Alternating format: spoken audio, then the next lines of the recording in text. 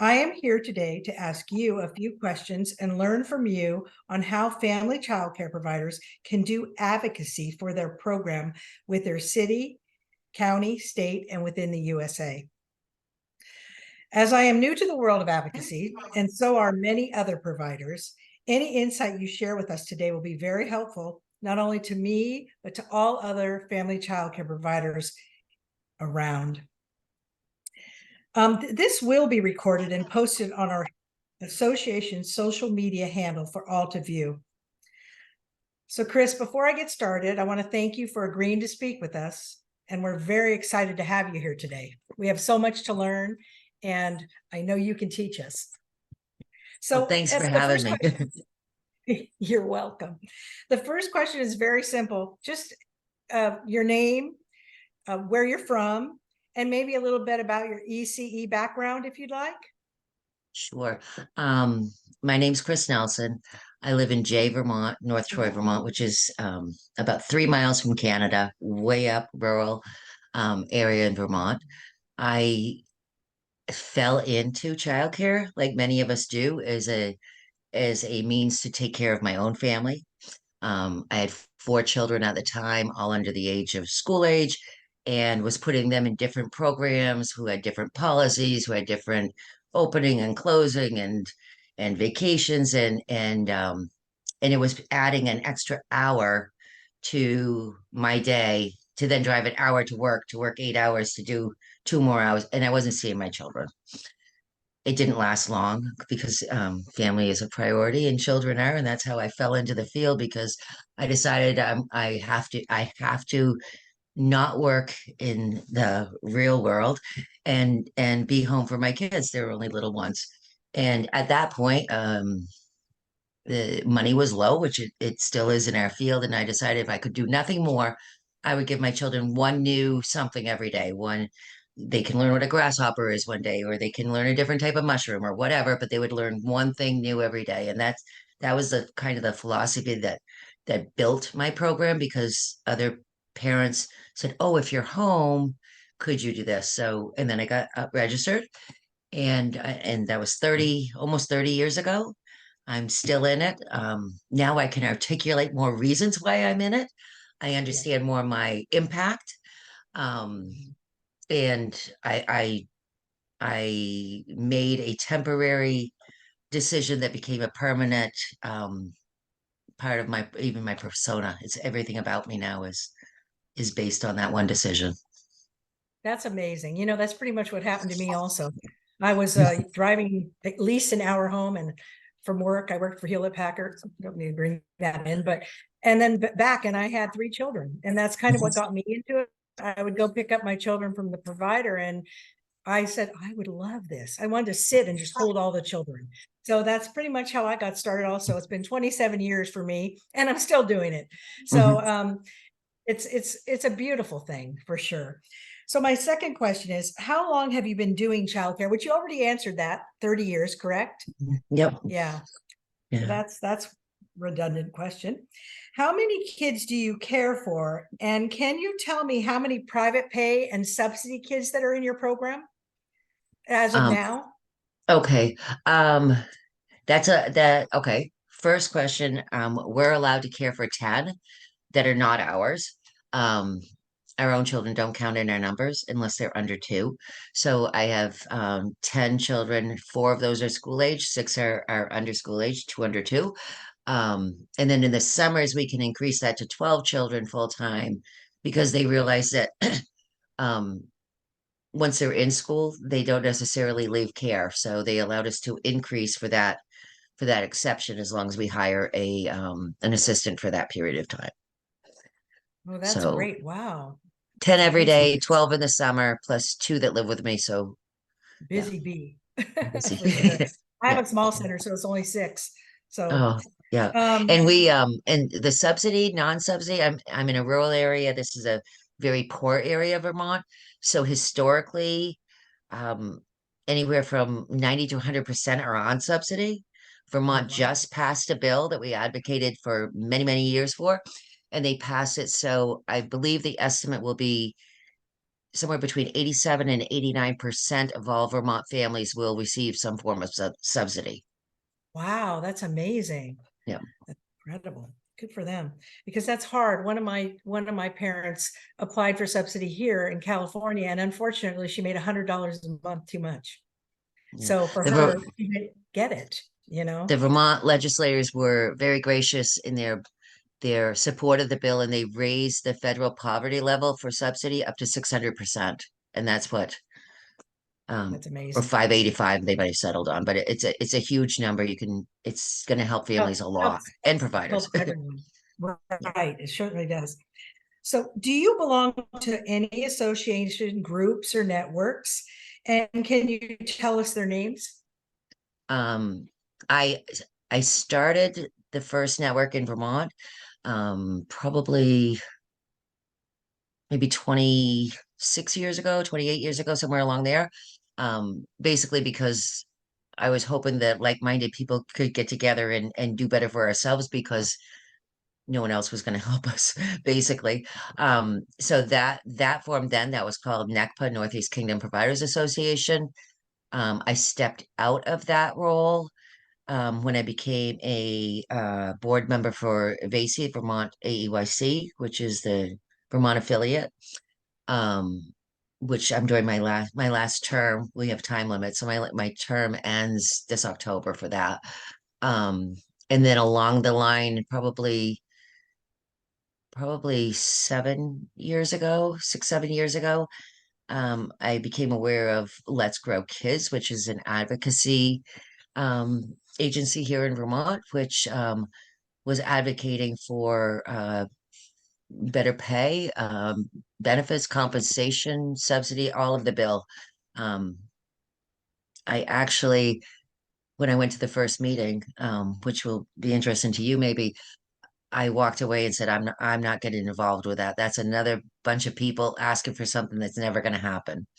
Um, I kept following them and I watched them and they were making a little bit of waves. And I said, maybe I want in on this so I know what's going on so I can speak about it and the rest is history. Yeah, I'm employed by them as well as home base because we know we don't make enough money with one job. So I've always held down 2 to 3 at a time, sometimes a few more thrown in like salt and pepper, so that I can, pay my bills and live and continue to grow my program, even if there aren't support. So That's amazing. believe it. If there's somebody out there advocating, believe it, because if you don't ask, the answer is always going to be no. So we got to be out there asking. That's right. Exactly. I totally agree. How many family childcare providers and FNN providers do you work with? Uh, Now with the since I was when I joined Let's Grow Kids, my region was the Northeast Kingdom, so I had 59 home-based providers, and I would meet with each of them individually. It took about 6 weeks to go through the whole route, um, and help them wherever they were. We believe in strength based, so wherever you are and wherever you want to go is where we're going to help. Um, in supporting, finding resources, bringing questions to the forefront, negotiating with the agencies, things like that. Now, Let's Grow Kids is a sunset company. So our end date will be December 31st of 2025. So some of our work is being given to partners that we collaborate with now. Um, and also some of our employees are moving on to different things because they know that the job will end. So now I'm statewide. So I That's don't know the number. However many reach out, we never say no. wonderful, though. It teaches them a lot and they learn that they can change things and then they get excited about it and go forward. That's great. Um, so can you share your story with us, which you've kind of done, but maybe we'll emphasize on more of it. Like what made you become an advocate? Um, I think I think I was an advocate before I knew I was an advocate, which is I think where some people will find themselves. Um, I wanted resources. I wanted to find like collaboration with other people because I know that that numbers speak. So if I could get a group of 10 people together that wanted to order from a place and we could get a discount, or maybe we could do this, or maybe we could do that, or advocate for resources to be brought from the state into rural areas instead of just around the cities in the state, so that we could become an area that would have a pilot program that might be able to do the next thing. Um, so I just started calling and asking and putting myself in places and meeting everybody, talking to everybody, um, Mhm. and honestly just same thing we're doing now, telling our story. Why do we need it? And and it has less to do with me than it has to do with all children, regardless of their setting, deserves an opportunity, the same opportunity as their peers, to become successful, to thrive, and to meet the challenges of the next generation. And the only way we can do that is making it equitable and equal to everybody. Right. So, Chris, according to you, even though we've discussed some of this, what is advocacy?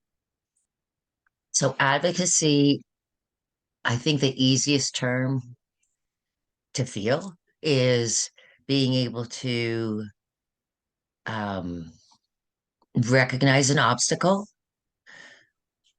turn it into an opportunity, um, meet and collaborate with others, um, with a belief that if you know it, you can't unlearn it.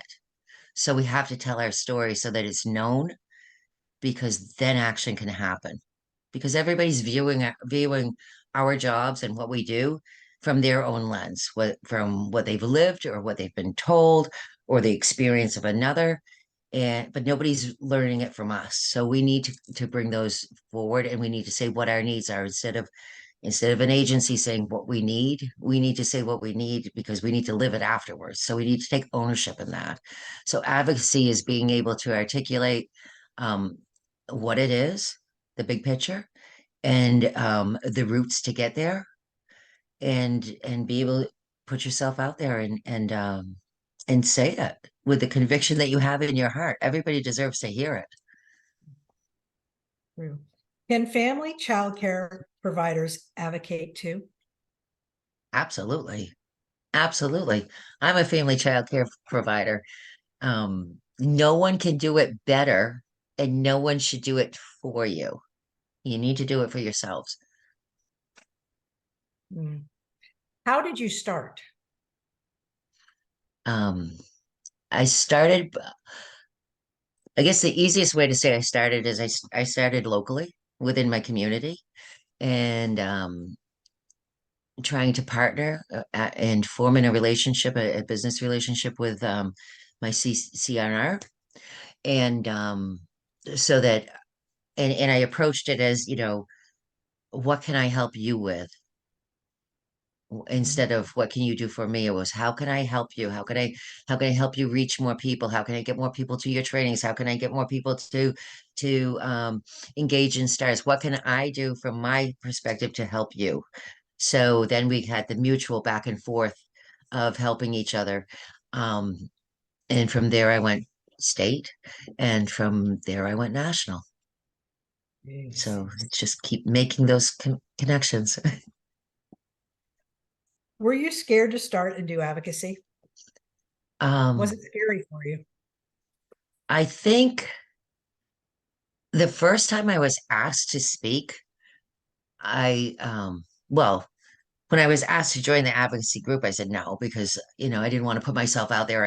Other people can say it better than I can, and I don't have the jargon and whatever. Um, and then it had gone on long enough that I said, I have to. And, the hardest step you ever make in life is your first one. And after that, Mhm. you've done it before, it'll get easier.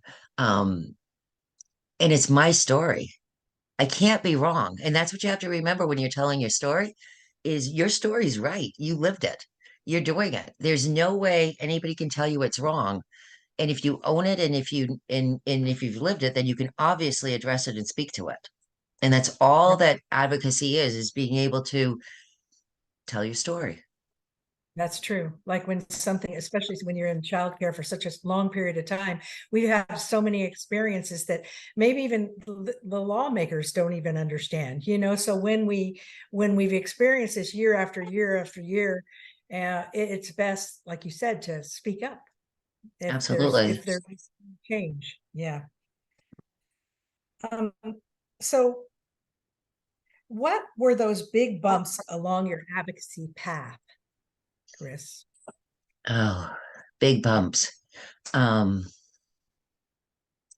the big bumps were, uh, I think the big bumps were convincing other providers that that this was going to work. That was one big bump. And understanding that advocating for change, systematic change that involves children and the economy and the future. Our partners aren't just each other. Our partners are business owners, their parents. So broadening that realm and being able to explain it from different people's perspectives on how things will be, if it benefits me, it's going to benefit your business. It's going to benefit your families. It's going to keep your employees employed. And being able to stretch um, the scope of the impact and make sure we aren't leaving anyone out. I think that was an obstacle. The last obstacle we had was our bill went through legislation and was voted favorably in both the Senate and the House. And when it got to the governor, he vetoed it, which was devastating. But we had a super majority. They brought it back in, they revived it, and it passed.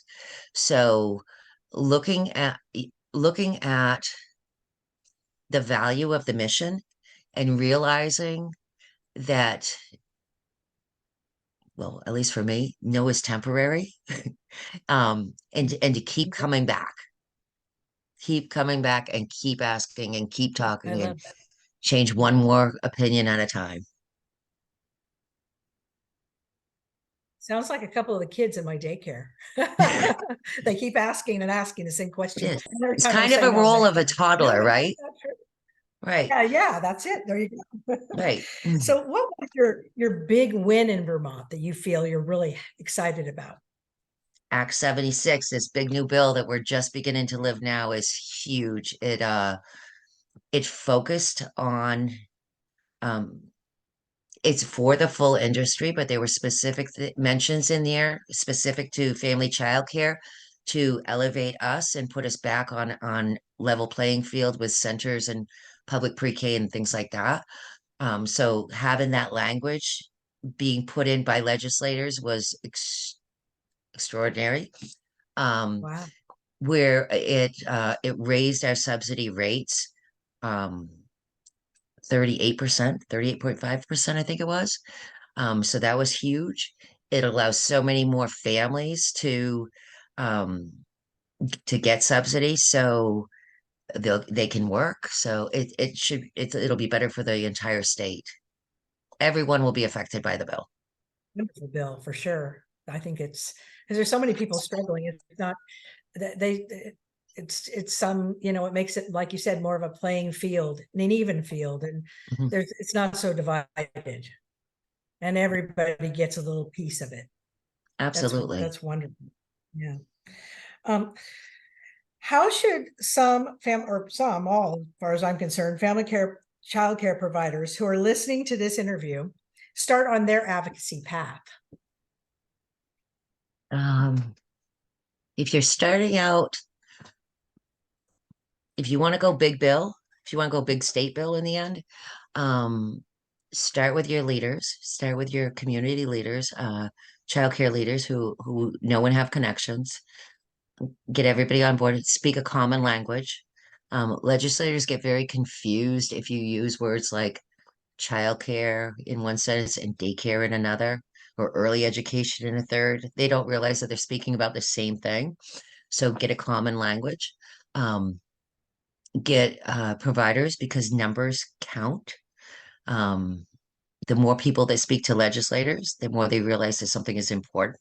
So you want everyone to speak the same language, the same thing. I think starting with a common theme that can't be denied, like for example, all children deserve, all children deserve excellent care and education. If that's part of your delivery on everything you do, who can deny that? A business owner can't, a legislator can't, a provider can't. So get on common ground, and then when you ask your ask, look at who is it helping, because it is helping you in your program, but it's also helping the future generation. It's also helping public schools with kids being more ready for school. It's also helping businesses retain and workforce. It's helping mothers. It's helping. So understanding all of that and being able to show the intersection, I think is really important.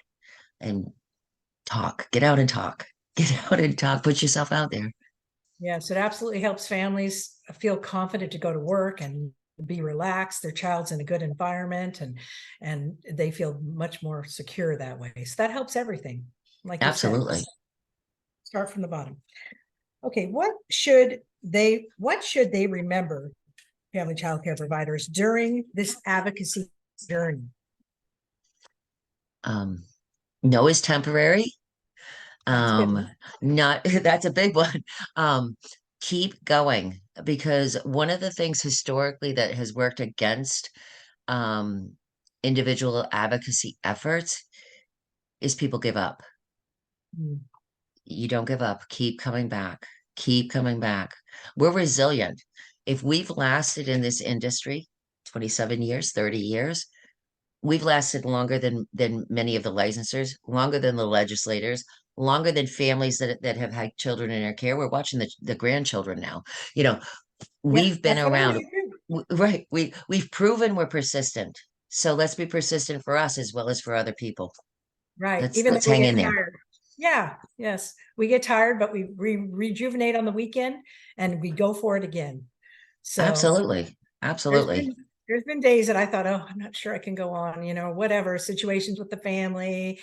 But when it came down to it, I could. And you just keep going. Yeah. And So and rely on each other. Rely when you're feeling I that, do. recognize it and reach out to somebody else to give you the support, because your peers, your other providers, your colleagues, they understand. Yeah. Mhm. So how should parents who are listening to this interview embark on an advocacy journey with their family child care providers, and how can they support their family child care providers? Like, what can they do for them to help parents? Um, I would say sign on to the advocacy effort. Um, understand that we can't just support children without caring for those who care for the children. It, it's it has to work. Um, and and who reaps the benefits? The families do, the children do. You know, the economy does, the state does. It's a trickle effect, and that ripple effect that it has um is worth being in on. So just, you know, and recognizing their own limits and what are you good at and what aren't you. Get to know the families that want to volunteer you. What do you have time for? Can you put together a mailing? Can you make a phone call? Can you, log in the attendance here? Can you, speak to, do you know anybody? The Do you mayor, know a any, legislature? Are you related to somebody? Do you know a business owner? Whatever they do, everybody can participate. And even if it's just to give connections and resources, it all counts. It all yeah, helps build. it's very true. Well, this is my last question. What would be that one key advice that you would like to give someone who has just started this journey of advocacy? Um, I would say if you're just starting it, you're advocating for the bigger picture. Don't get stuck in the little murky murks, all the different things. Look for the whole scope, and then the other things will fall into place. So if you're advocating for to raise subsidy, are you including the families and the children? and that comes down to affect your pay as well? Or is it the whole system and with contracts and who gets the contracts and all of this? Look at the whole scope of it and go for the final result, not all the individual steps, because you don't want to have to keep showing up and pushing it further because you're eventually going to hear, we already did that. So look at the big one and accept the steps and follow the steps. Advocacy success is not overnight and it's not immediate. It takes um, drive and it takes stamina and it takes meeting a lot of people. So that all of it takes time. So don't be discouraged because one state or one county or got something that I didn't. Yeah. Get focus on what you need, what your big picture is, and then make the steps and make sure that your steps that you put in um you can quantitate them because legislators and people following things want to know what percent or how much. So definitely look outside of your area to things that are happening in other states, things that improvements that have made, maybe even something that didn't work. So you can, look at it and say, in our state, would that work? Oh, that would also fail. So we're going to talk about that because we're not going to leave that as an option that's open. We're going to dismantle that before it starts. That's great. Can we advocate? I do have another question also I'm going to throw in at the end. Can we advocate? Is advocacy, it doesn't have to be regarded to money, like to change a law in childcare to make it easier for childcare providers to still love what they do, but the children stay safe still. But maybe something would be changed within the law. Like, for instance, they don't let you use saucers, in Mhm, California. They don't, and they have their reasons. But I mhm, mean, you could also put a child in a playpen for, a certain amount of time too, and they stand at the edge, that type mhm. of. So is that advocacy also, or to lower the age and from 2 to 18 months? Would that be also advocacy? Absolutely. Advocacy is asking for change in where you see change is needed. Mhm. It might be as simple as, you know, we just want a seat at the table and we want to be recognized as professionals and we want our thoughts to be valued. Mhm. You know, Right. To be a that part. that's advocacy. Change is advocacy. Wanting more is advocacy, or wanting less is advocacy. It's whatever you feel needs to be changed in order to make a system work better. And then not only that, but being a childcare provider, we've been around it so long, we know kind of what works and what doesn't. So we should always be on one of those committees, just as one person to be able to Mhm. speak for providers. Absolutely. And sometimes they don't have that. It's more, Mhm. so we have to push for that. And that's advocacy also. Absolutely. Well, this has been great. Thank you so much.